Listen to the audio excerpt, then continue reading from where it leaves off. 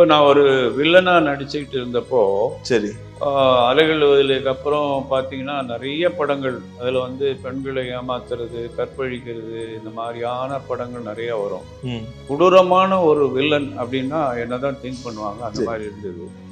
எனக்கு இருந்த அந்த ஒரு கொடூரமான நெகட்டிவ் ஷேட்ஸ் வந்து பிரசாந்த் மேலே வந்துடக்கூடாதுங்கிற ஒரே காரணத்தால் அவர் யங்ஸ்டர்ஸ் ஒரு 17 வயசு நடிக்க வராரு. படம் சூப்பர் ஹிட் ஆகிடுச்சு. அதுக்கப்புறம் கண்டினியூஸாக படங்கள் நடிக்கிறாரு. இன்னாருடைய பையன் அப்படின்ற ஒரு சாயலை மறைக்கணுங்கிறதுக்காக நான் நடிக்க நிறுத்திட்டேன். ஆனா ஒரு கட்டத்தில் நீங்க ஹீரோவாவே நல்ல ஒரு கிராமங்கள்ல அவர் படமும் என் படமும் ஒன்னா ரிலீஸ் ஆச்சு. நான் நடிச்ச தீச்சட்டி கோவிந்தன், அவர் நடிச்ச வைகாசி பிறந்தாச்சு.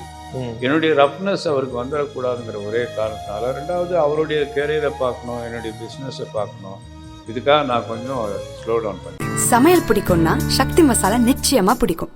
சக்தி மசாலா